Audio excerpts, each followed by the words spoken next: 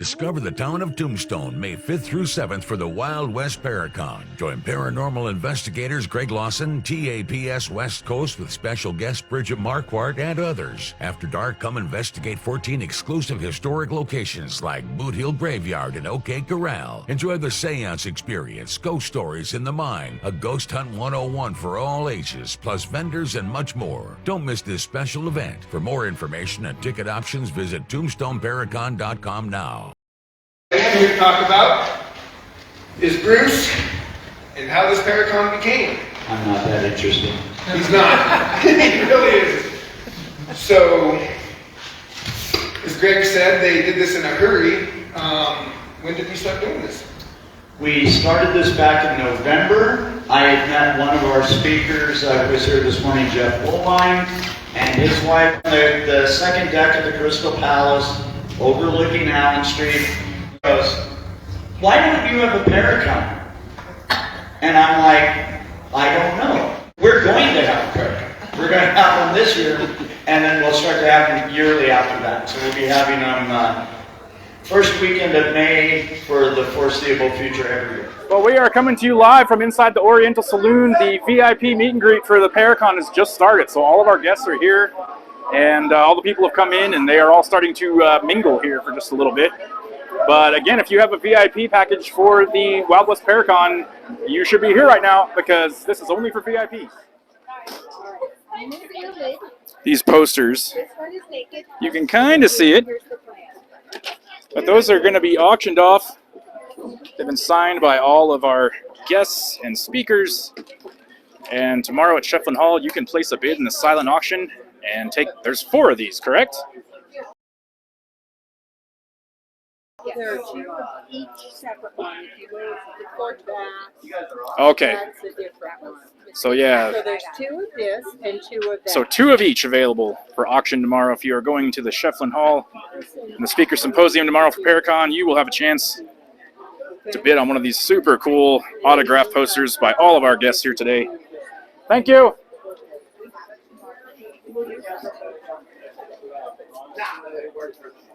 Some people out front waiting to get back in. Here's Bruce. Hey, Bruce. Hey, hey. How's everything going? Fantastic. Bruce is the mind behind Paracon. I'm lost my mind. Yeah, it's been pretty busy for everybody. It's going to be fantastic, though. Yeah. It looks like we're just about sold out, it looks like. So Pretty good. Pretty good. That's about as much as we could have asked for, but I better get back in there. Cool. We'll see you in a little bit. So again, folks, we're here at the Oriental Saloon in Tombstone for the VIP meet and greet, which is going on here with all the VIPs. That's Jeff Woolwine, everybody.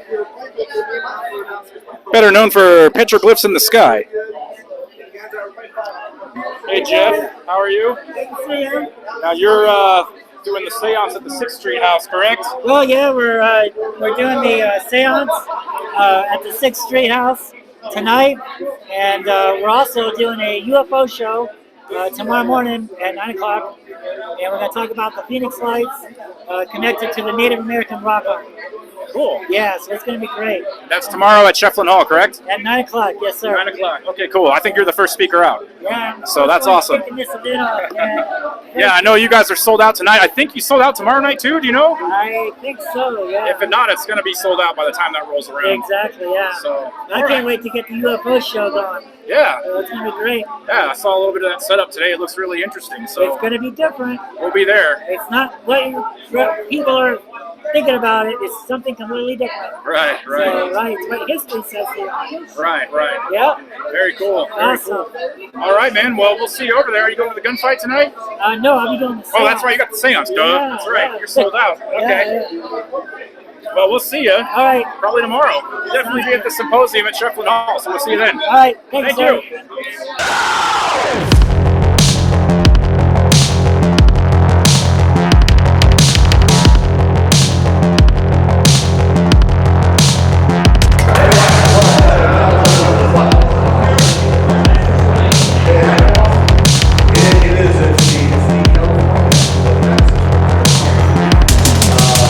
And so I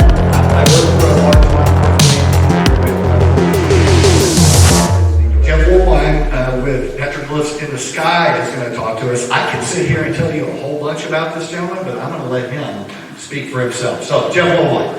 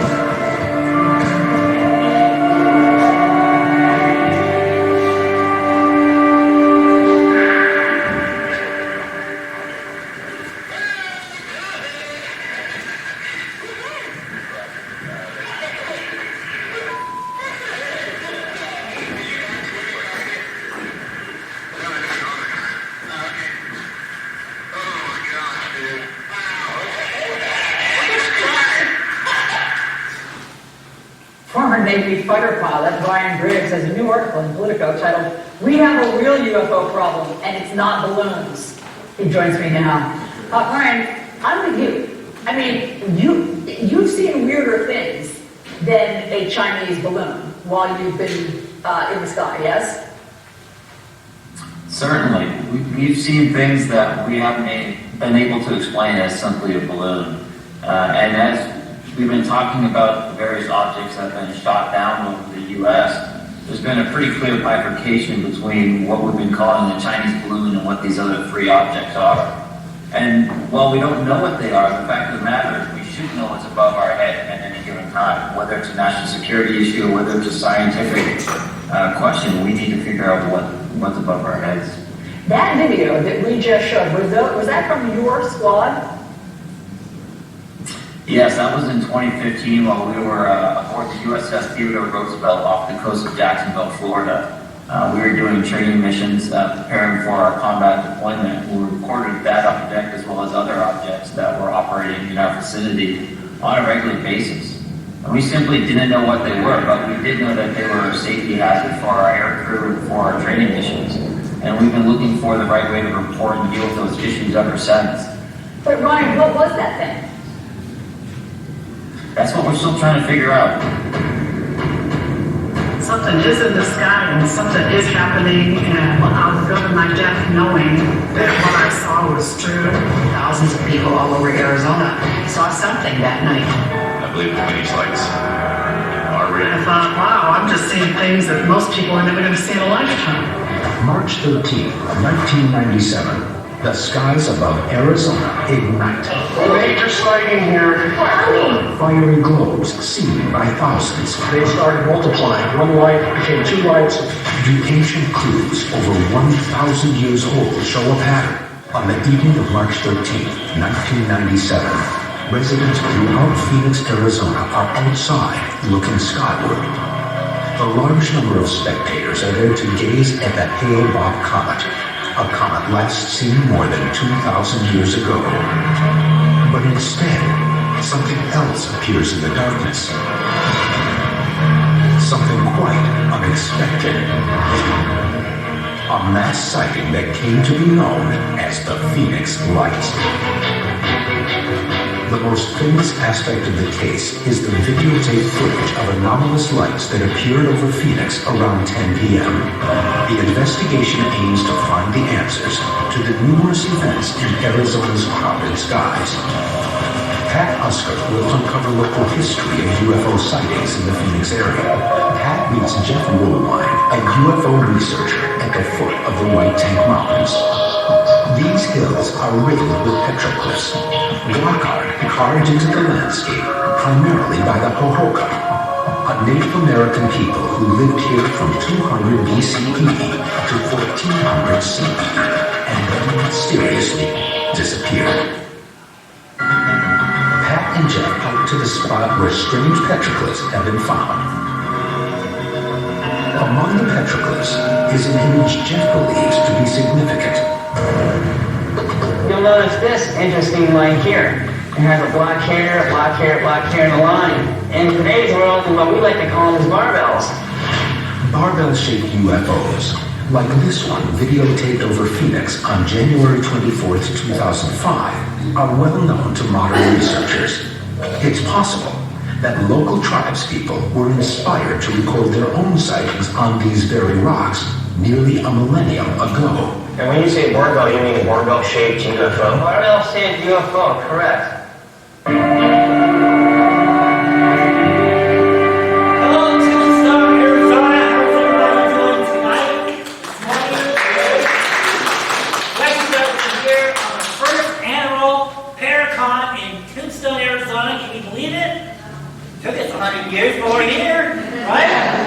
So cool, man. This is going to be great. So glad you guys are here. My name is Woolwine. We're going to talk about, I know this is a ghost Paracon, but we're going to talk about something a little bit else, something in the paranormal.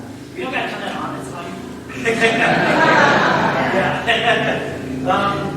Yeah, so everyone is familiar with the Phoenix lights, things like this. So we have this mass sighting, March 13, 1997. And so I was born and raised in Phoenix. I've been seeing these lights ever since I was a kid. And I remember like being in the 5th grade and I saw these lights. And I went to school the next morning, and just so happens it was a good friend of mine was a Native American boy, and I was like, dude, did you see those lights last night? And he goes, yeah, well, my grandfather says those lights live in the mountains. Well, growing up, becoming older, I started seeing these things more and more and more, and that's what made me go on a hunt, on a quest to find out exactly what was going on. So in 2004, I saw a news report, and the lights are back. And doing a lot of investigations, I realized that most of these lights are hanging out on the east side of South Mountain. And the Phoenix lights have it on the west side. We'll talk about this here in a minute. And so I love archaeology, I love history, I love sky watching. And when I put all those three categories together, I discovered some answers to a lot of questions. Now, I was going down this road thinking one thing, but as the 15 years of research I did on Phoenix lights, hiking South Mountain, understanding the petroglyphs, calling in Native American shamans, calling in tribal elders, things like going to the Phoenix Library, hiking South Mountain, and tons of investigation over a 15-year period, even now. Because you still don't know everything. You're still going out there and finding new things. So it's been over 20 years, you know? And so we've been doing this for a long time. And so when I put all these categories together, all the information, all the evidence, right? Because we can't go on here.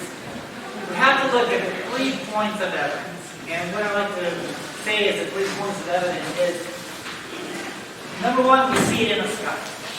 Number two, we read about these things in old texts from 3,000 to 8,000 years ago. And 3, we can now actually go up on some of these sacred mountains and actually see the prehistoric photographs. And I believe that the secret codes to understanding the petroglyphs around Phoenix, Arizona has been discovered, has been answered for us. And we're going to talk about that in tonight's show. So first of all, let's go ahead and take a look at the Phoenix lights. And this information, so I know, before we get started, I know that we're all like used to spaceships, crafts, technology, right? But what if there's something else here? What if it's not only spaceships and technology, agreement from Mars? What if it's something different? This information may shock you. Some of you who have been following me all these 20 years probably doesn't.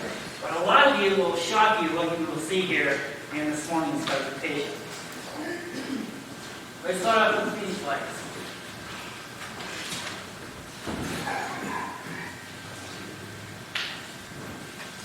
So here's the exact spot on where the Phoenix lights were filmed at. So this mountain here, mountain in the background, that's the Indian reservation. That's known as Australia. Australia in Spanish is Star Mountain. So here we have South Mountain. Here we have Australia Mountain. The Phoenix lights are right here.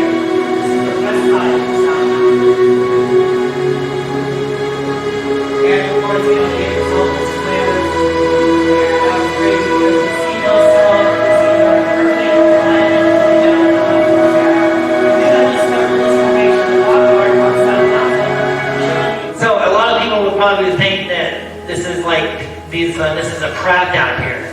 But what if each point of light is something different? What if each light is another being? What if these lights are living creatures, living entities? What if it's not a spaceship out there? What if it's something else? The lost city of Cibola. So, in 2004, I started hunting these lights, and I was filming these lights on the east side of South Mountain. I was getting tons of sightings, right? I made the news, did the news about 4 or 5 times. The end result was we're all seeing flares 150 miles away in Tucson, Arizona. Well, that was crazy. Like, these things are right here. And I moved to the mountain. In 2005, I moved to the mountain to get a better look at what was going on there, to see if I could get some day sightings, and actually hike the mountain and try to figure out what was there. So I go up there, and it didn't take me very long. This orb came out of the sky, seemed to go down on the mountain. Well, I go out there to find some kind of cross circle, some kind of evidence. What do I see? I see a boulder, right? I see a boulder, and a stick figure guy looking up at the exact same thing that I filmed the day before. And some spirals. And so I remember seeing this guy on television, and he worked for the Pueblo Indian Art Museum. He's a Native American. And I asked him, well, can you go up there and teach me the petroglyphs on South Mountain? So we went up there, and we spent like a few hours up there, and he went over a lot of things. And we're going to discuss it here in tonight's show.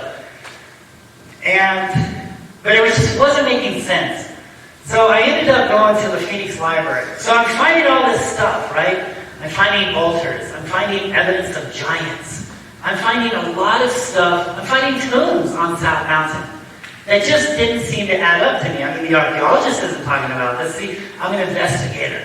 We have to investigate what the archaeologist says. We have to investigate what the Native Americans say. We have to investigate what everybody else is saying. You know, and we have to go with credibility.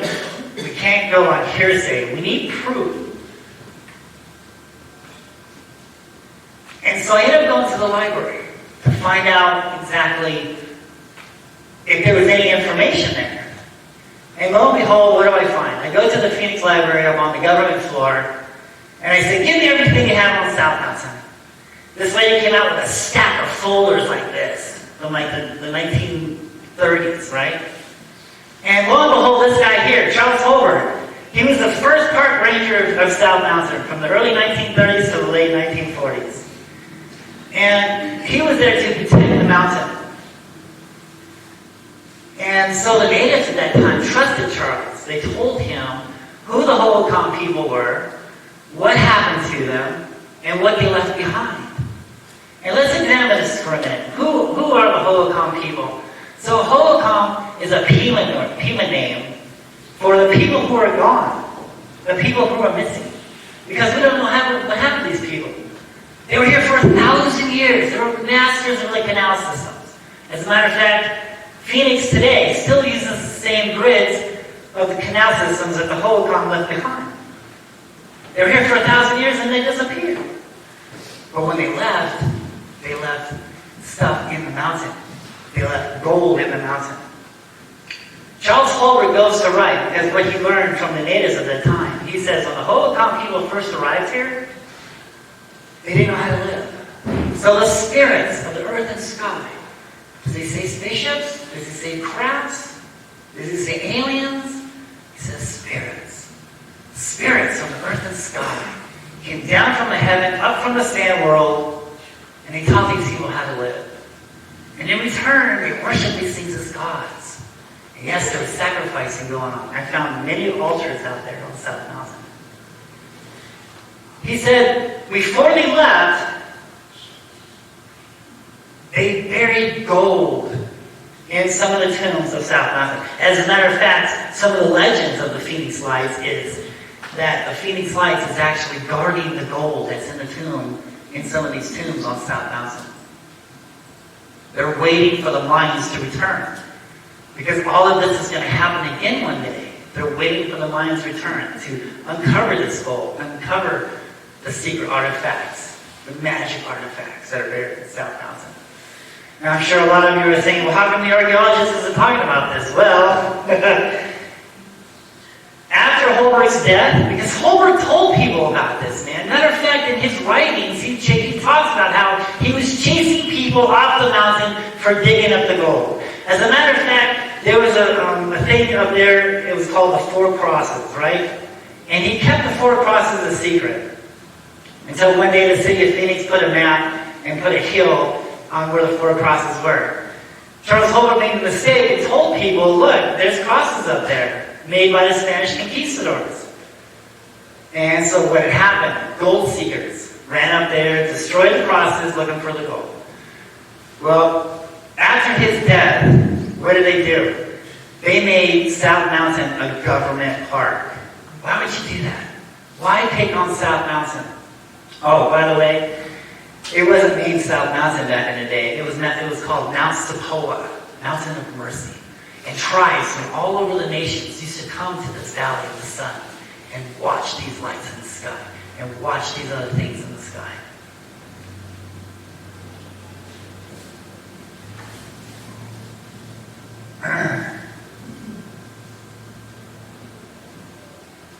Until one day they decided they up and left. And when they did, they left all this gold. But they vowed never to return. And so, why pick on South Mountain? Because there's stuff there. Sorry, I lost my train of thought. There's stuff there on South Mountain that the public don't want you to know about. This is why they tell you to stay on the trails and make it a government park. Because if you go over there and start digging stuff up, you're going to go to prison. We're going to talk about this. We're going to show some of this. So why not pick on the Superstition Mountains? Why not pick on the White Peak Mountains? Why not pick on A Mountain? What makes South Mountain so special? Well, we're going to talk about that.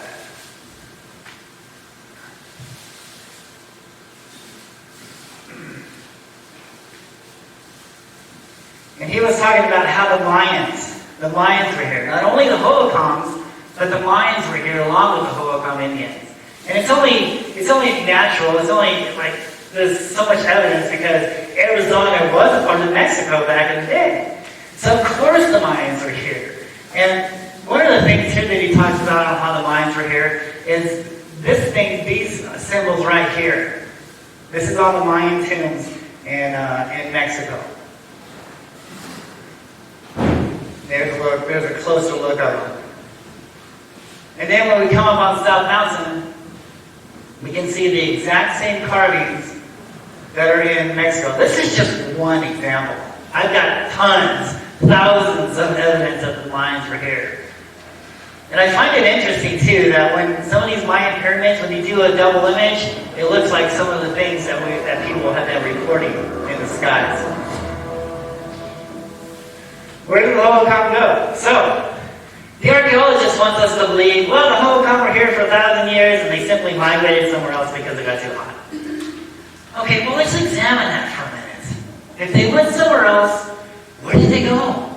We would be able to trace back where they went. So they're here in South Mountain for 1,000 years, and then they went where? They're gone. Even you and I packed our belongings when we moved. Yet the Hohokam didn't. They left everything here and simply disappeared. Of course, there were some that did stick around to bury the gold, but they vowed never to come back to Phoenix. Why? Why was this land so taboo, if you will? What happened in South Mountain? What happened in Phoenix? What happened in the Valley of the Sun? The archaeologist tells us they left. They walked away. But what does the petroglyphs say? Here we have an orb of a petroglyph, and we have a line, and have a man hanging down from it. Here we have a barbell and a man hanging from this barbell with an orb. This is interesting too. Let's put this on pause. So up on South Mountain, on Hieroglyphic Canyon, we find these two barbells with some orbs. We find these barbells here. And we have two orbs in the middle. But look here at this. Look at this here. This is like a little window, and there's a guy inside this barbell, right? And a lot of people think, well, that's a spaceship, Jeff. That's a craft. But what if it's something else? What if it's a living entity? What if it's a living creature? And I find it fascinating that the oceanographers find new species of life below the ocean. But this is a new species of life above the land, and it's always been here. And scientists are looking for extraterrestrial life from outer space, but what if they're really from inner space? What if they've always been here? And Americans tell us, man, they go up on these mountains and they talk to the spirits. It's these things. These are prehistoric photographs of what they saw. They didn't have video cameras back then. They didn't have photographs. But they had, the only way to tell their story is to carve it on the rocks. And are they carving spaceships? No. They're carving something different.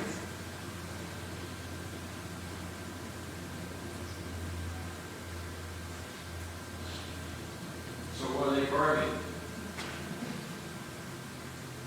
They are carving living entities. There's a lot, the whole story up there is completely different than what the archaeologist is telling us. They're talking about these lights. They're talking about the Quetzalcoatl, the flying serpents. We'll get into that here. They talk about giants. Yes, giants, ladies and gentlemen. I found evidence, I believe, of giants. And we're going to talk about that here. Tombstone South Mountain. So one way to understand the rock art is, let's take a look at this real quick. So we have the serpent. Look at this here. We have this serpent. And it's in the shape of what looks like two mountain peaks, right? And then we have what the archaeologist likes to call anthropomorphs. They're shape-shifting beings. They're shape-shifters, right? Right over these two mountains. And look, it's a snake. But this snake is making two pyramids. So when we step back from this, we can see, because the petroglyph panel is here, we can step back, it's talking about these pyramids here. This is the pyramid that I'm talking about here on this side. We can see on how it adds up. It's right in front of this pyramid here. So when we look at the petroglyphs, we have to look at the whole landscape. Because the artist wants us to include the landscape in with his art. And that's what he's doing here. He's telling us that in this pyramid here, right behind here, and look, there's something real faded there. There's something buried in this pyramid. I went on the other side of that pyramid, and I did find evidence of some kind of structure to get into that. On another side of the mountain, of South Mountain, we find what looks like this kind of bent pyramid. Now, we're going to go right here. And right in front of this, we find this hallway. See this hallway? And then this rock here is interesting.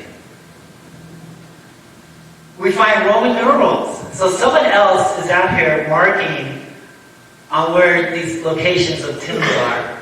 And it's not the government, because they wouldn't be using these Roman numerals. So it's somebody before the government. And I've had people come up to me, dude, there's Roman numerals over there. There's Roman numerals over there, right?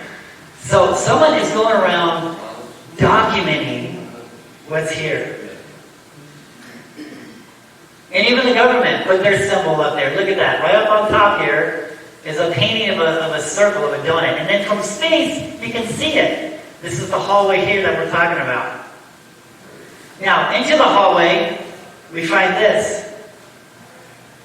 We find some petroglyphs here of a guy walking a man or an entity being, it looks like, up this direction. All this is soft gravel. This is smooth here. But we find this boulder here in our way. When we come up on top, we can see evidence on how this has been broken apart. Look at this. This has been broken up and pushed over. Coming up on top of it, we can get a better look at it. Here we go. Look how big this is. And look at this. See how it's cut? It's been cut and pushed over. But this piece isn't this piece. This piece is right here. There's the slab right there. Look how precisely that's been cut. And look how it's been thrown in there. How do we know it's been thrown? Because of the scratch marks.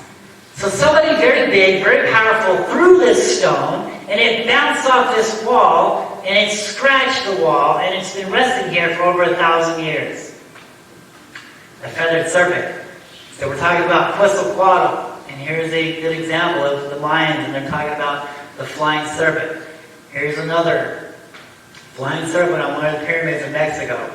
Here's another art of the serpent here. And then we come up on South Mountain, and we see the exact same carvings of these flying snakes. Look, we have two men looking up at a flying serpent. Is he looking at a spaceship? No. He's looking at a living being. This is a mountain. Men looking up at flying snakes.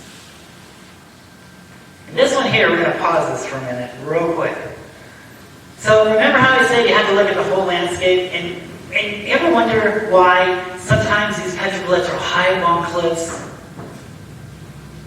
Well, because the artist wants you to look up. He's telling you, I saw this in the sky. I don't have a video camera, and I can't tell my generations, I can't tell people what I saw. So I'm going to carve my sighting, my UFO sighting here in the place where I saw it at. And where did I see it? I saw it in the sky. Right? And I had to climb high up on this mountain to get this photograph. Right? And I put the sky in there on purpose. So here we have a man here, and we have a billy goat. Billy goat, he don't care. He's seen these things before. He knows what's up. He's looking the other way. He don't care. But this guy, he's telling us, look at this. Look at this flying serpent. And it's right here in this area. So he's telling us he saw a living creature. He saw Quetzalcoatl. And I can tell you from first-hand experiences, Quetzalcoatl, the feathered serpent, is alive and well and flying around Phoenix, Arizona. I have seen this being many, many, many times. Look at this panel here. You see some dogs, right? There's an orb, more snakes, more serpents. There's one. This panel's missing for some reason. This guy here, he's got 4 arms. This is a completely different other story. We don't have time to go into. But look what he's doing. He's shooting. He's got this weapon, right? And he's shooting up at a half-man, half-serpent. There's the serpents again. There's the orb. There's the flying serpents. There's the snakes. And there's the half-man, half-serpent. Now let's take a look at some of these flying serpents that's been flying around.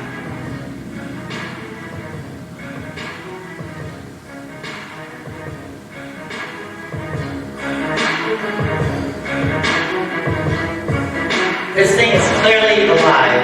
This is a living creature. This is what I believe is what most of us have been seeing in the skies. This is what we can document. This is what we can prove. There is tons of reported flying serpents flying around in our skies. The carvings talk about it over 1,000 years ago. Look at this. This is in Mexico. This thing is in control. This thing is alive. Is it bobbing around like a balloon? No. It knows what it's doing. It's in control. It's alive. It knows who's watching and who's not. This is how we're getting away with being in our skies. Because, well, for one, you have to pay attention. They don't make any noise. They don't make any shadows. You won't even know that they're there until you look up and see them. And you have to be paying attention. Petroglyphs in the sky. I made my whole research on this because over the years I'm finding these petroglyphs and it's representing, it's showing the exact same things that I'm seeing in the sky. And so it was like, what is a good name for this, man? You know, what am I doing here? Well, obviously it's petroglyphs. These are petroglyphs in the sky. As a matter of fact. Now there's one thing I will agree with the archaeologists. Okay, there's maybe a few things I would agree with him on. But the biggest thing is some of these petroglyphs has the power to invoke the spirits. And I've done that. Purely on accident. Purely on testing the theory. I was up on this rock where these petroglyphs were. And I said, hey, you guys are cool. Come and see me. Well, a couple more days, one came out of the mountain, went over my apartment, because I lived right there at the mountain, came and saw me. Not only once did I do that, but a few other times. And so, petroglyphs in the sky, this was the Holy Grail here. Here we see two men here looking up at what looks like a flying serpent or a flying crooked snake. I filmed the exact same thing in 2005, leaving South Mountain. Notice how it's in control. Notice how it's starting. It's going to change. It's going to morph.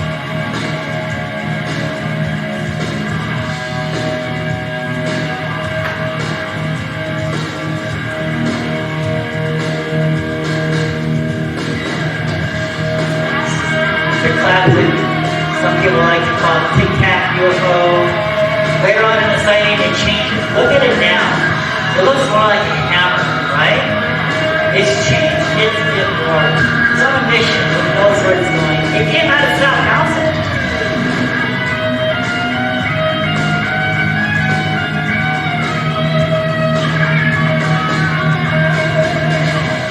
Later on in the sighting, this jet flies right by it. I can only imagine what the people thought as they flew by this thing.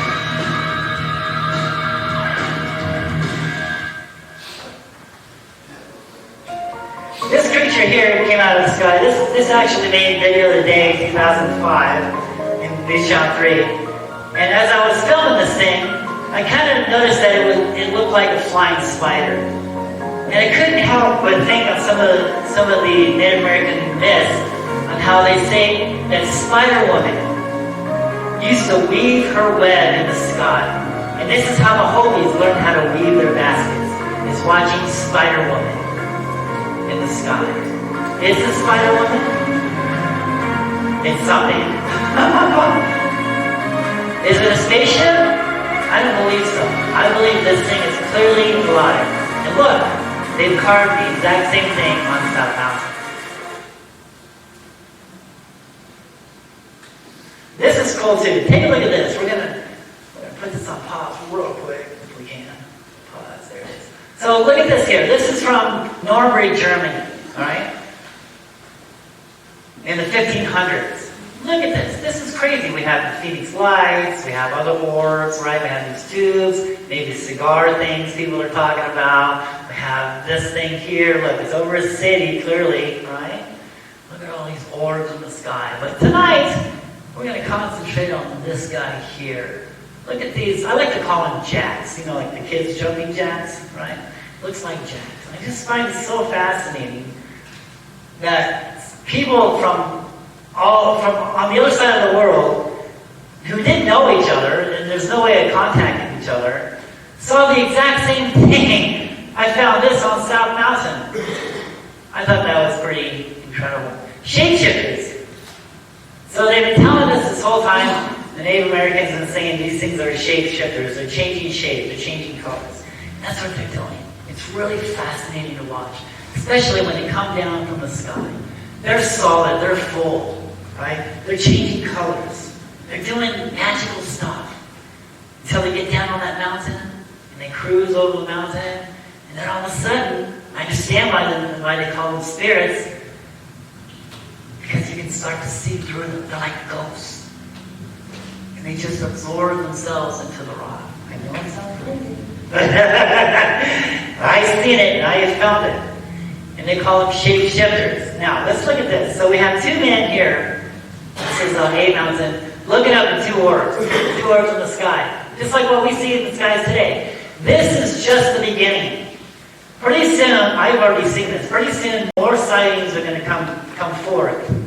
Where these orbs are going to start to change now. They're going to anthropomorph. They're going to shapeshift. Look at this guy. He's changing into a man. Right? Look at this one here. So this one I'm going to stop just for a minute.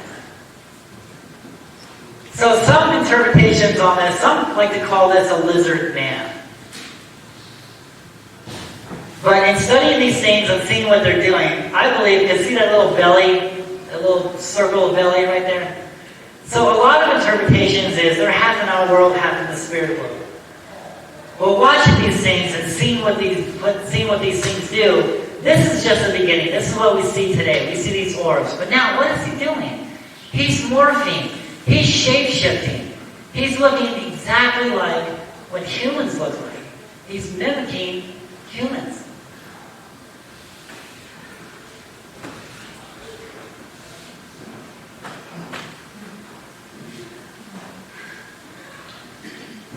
And look how big this guy is. Here's a regular man. And this is a huge carving too. This is high up on a hill.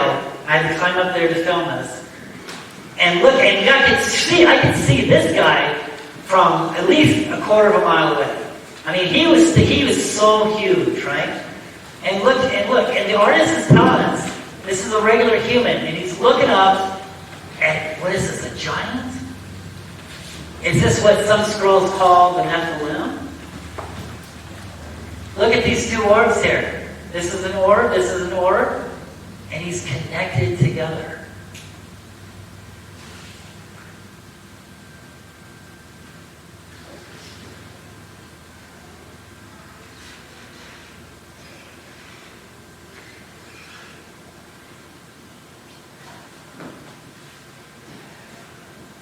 Change now. There we go. Why South Mountain? So let's take a look at this real quick. The Phoenix lights happened over here. I filmed the lights over here. Right? This is west, this is east. This is South Mountain here. So as I'm filming the lights here in 2004, in the exact same spot, later on in my investigations, I learned that there's a major power plant on the east side of South Mountain. Those of you who live in Phoenix, it's off of Brave Road. Go check it out. It's cool. This is one of the spots of where to see the Phoenix lights at. Right here and right here. And they're still happening today. It's still going on today. 1997 was just nothing. This has been going on for over 1,000 years. It's just there's more of them coming. More and more are coming, so more and more people are starting to see them. And why is it? Why South Mountain? Well, more and more investigations, I learned that that power plant was born down into that fault line of this mountain. And what were these lights doing? They were appearing over here, just magically coming into the sky. And then they would move ever so slowly, not to get noticed, because they don't want to be seen. They want to be here, but they don't want to be seen. And then they go right over that power plant. They sat there for a little bit, and they disappeared. Two more would show up, right?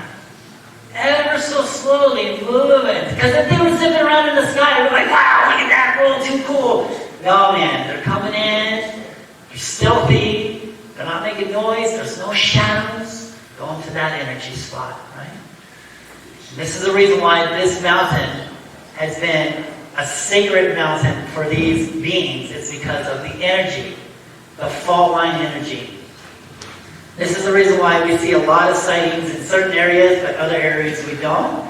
It has everything to do with the energy. Everything to do with the natural energy of the fault lines.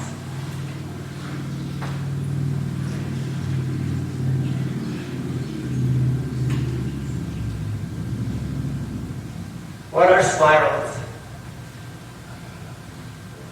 Spirals are symbols for doorways. Right? So we see these spirals here. And it's a doorway, the Native Americans like to say they're going down into the underworld. But as we just talked about, there's a fault line energy system there.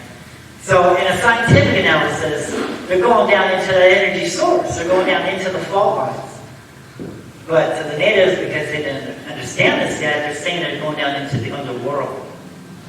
This spiral here, there's different meanings, different interpretations. This spiral here is going clockwise. So that means it's a doorway in. If it's going counterclockwise, it's a doorway out. This spiral is ending down. So, when the Native American elder was teaching me about these petroglyphs, he was telling me that the spirals will 9 times out of 10 end in a crack of the stone. Now he's telling me that crack is the emergence point, is the doorway to the underworld. And so at that time, I'm thinking, oh my God, how can a big spaceship craft, right, because that's what we're meant to believe, how could a big spaceship get into that crack? Until later on, when I'm doing my investigations, when I'm sitting at South Mountain for over 3 years, and I'm watching these things come and go, and I see one land on the mountain, or I see one leave the mountain, I go out there the next day, I find these spirals, right? And then I see them just absorb themselves into the stone. They're going down into that fault line. They're going down into the doorway.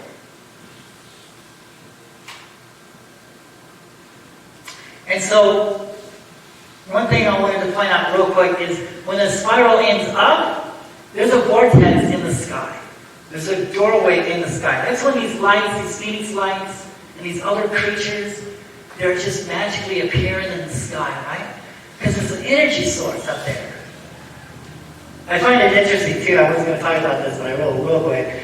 I've been talking about, ever since I discovered this energy theory in 2005 and 6 and 7, I've been saying this all over the internet. By then, I'm doing cable shows, radio shows, so I'm out there, right? Skinwalker Ranch decides to do a theory. And you know where they got this information from, right? They're trying to see if there's energy up there. This is a few years ago, way after my work has already been out there on the internet. So what do they want to do? They want to build a rocket and put a little sensor in there and shoot that rocket up and see if there's energy in the sky. Well, they did. And what was up there when this happened? A light. There was a light in the sky. I believe it's season 1, episode 4, Skinwalker Ranch. And they're saying, oh my God, that craft must be making the energy. And I'm thinking to myself, oh my God, you guys are so way off course, man. It's not making the energy, it's there for the energy. And here's another thing. That light's not a craft, man. That's a living creature. Look at the fireflies. Look at the lightning bugs. Look how they light up, right? That's just them. That's how they were made. That's how they were created. I believe that's how these things are.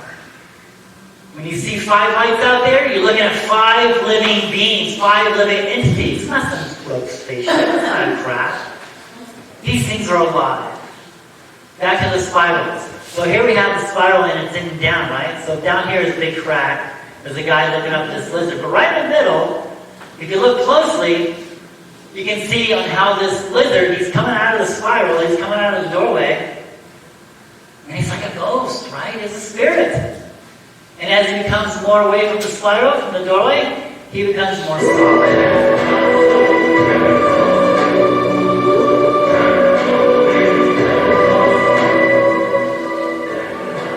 This was found over a volcano.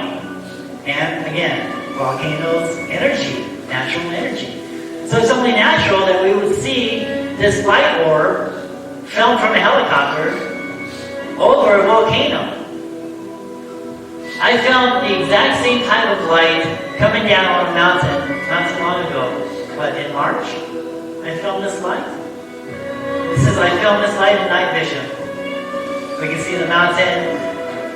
And, you know, these things always know that I'm watching them, and they always like to go down behind trees where I can't see where they go.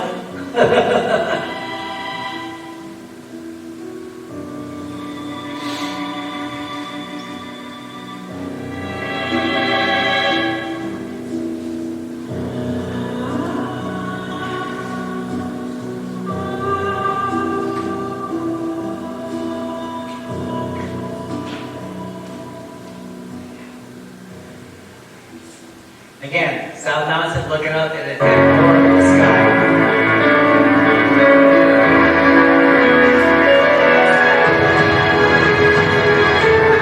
So what if this isn't a spaceship? What if this is a living being, living creature?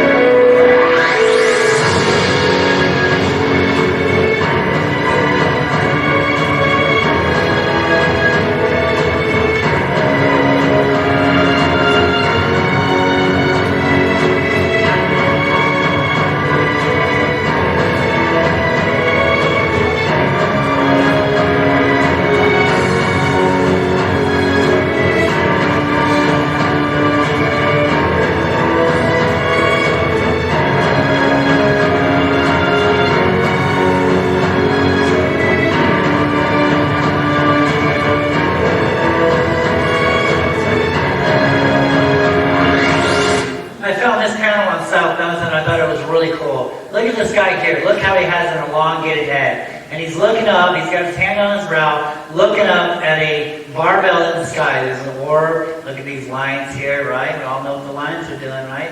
And then we have a spiral over here going down into that crack, telling us that there's a doorway here. We have a man on his waist, and he's looking up at this barbell, and he has an elongated head. And I find it interesting, too, because the Mayans and some of these other archaeologist digs has been finding skulls with these elongated heads.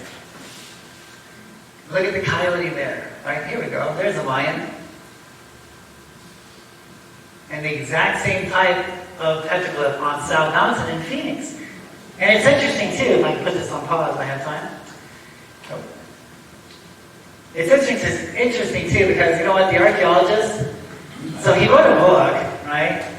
And what does he do? He draws the petroglyphs with his interpretations, right?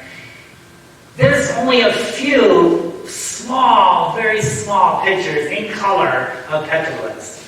My book is full color, full glyphs, in your face, that's it, that's what's here. The archaeologist, he's drawn his stuff, right? He's only telling the public what he wants them to know. So that petroglyph with the elongated head, in his book, he just carves a regular head. He doesn't want people to know that that carving actually, his head was a lot longer than normal. Petroglyphs have, some of these petroglyphs, they're power symbols, right? And here we have, his legs are in the form of, looks like lightning bolts, a symbol for energy. Power symbols, symbols for change. He's in the appeasement pose. He's looking up, much like what we do. Come and see us.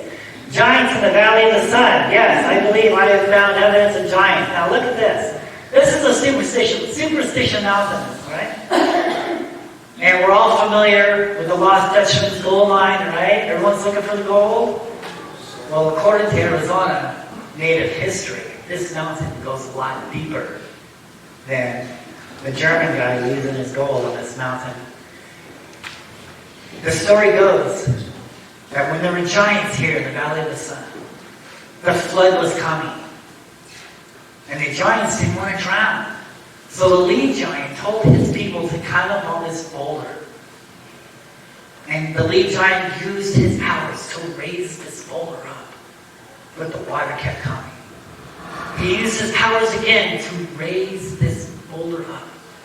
But the water kept coming. He used his powers so much, now it's as high as a mountain, but the water kept coming. And in his last bit of strength, because he didn't want his people to drown, he turned them all to stone. And to this day, we can look upon the Superstition Mountains, and we can see the water lines, and we can see those giants still up there.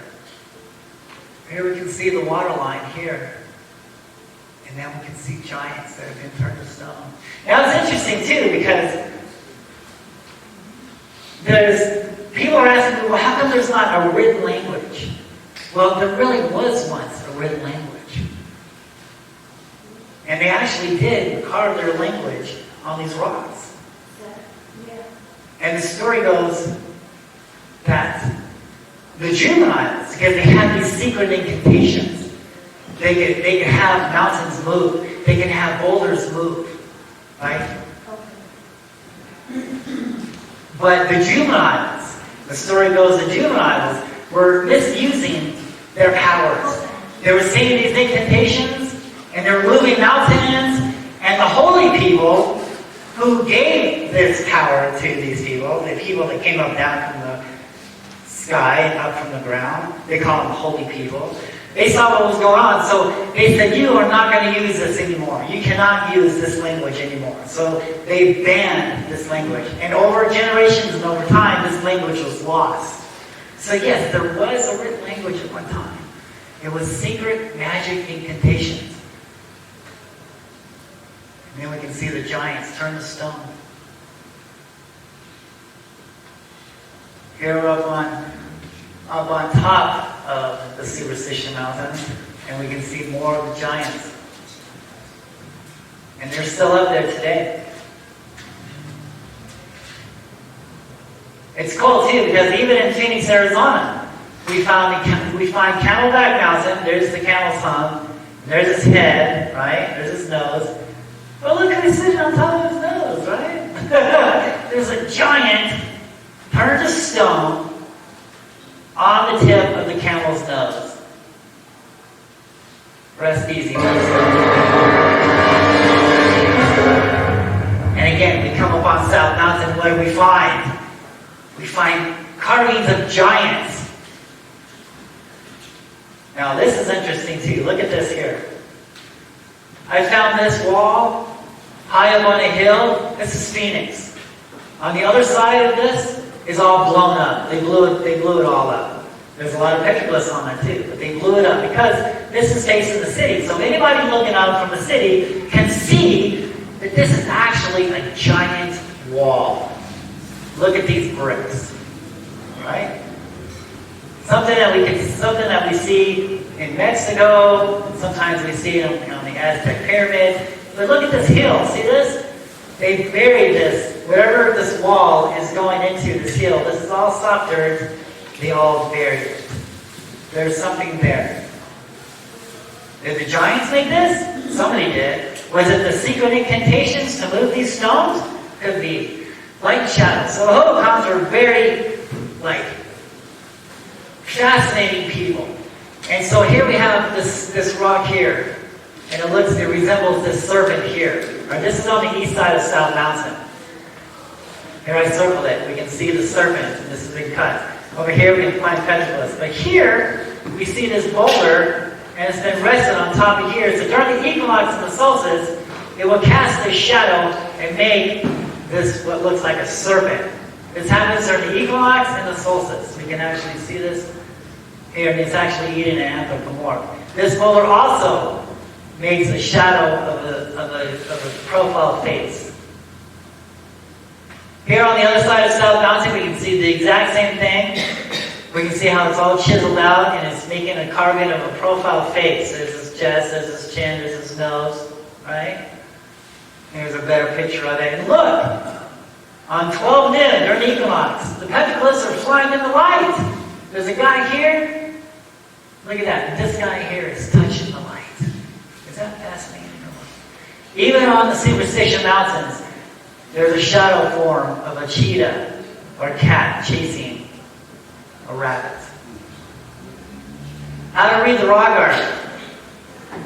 So we're looking up. This is high up on the hill. We're up pretty much in the sky because the artist is wanting us to look up because this is where he saw this happened at, this occurrence at. And so they didn't have video cameras, they didn't have anything else to record, so they did it on special places on where the event took place at. So here we have a spiral, it's a doorway going out, okay, and it's ending up. So the vortex, the doorway, the emergence point is in the sky here.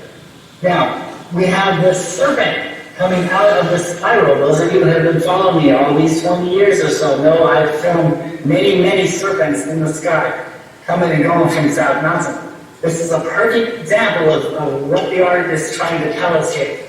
The artist is telling us that this serpent came out of this doorway here. Now, when we look higher up, he wants us to look higher in the sky. We have what looks like a lizard man, okay? But in reality, what the artist is trying to tell us is, this is an orb here. His head is an orb, his body is an orb, and his tail is an orb.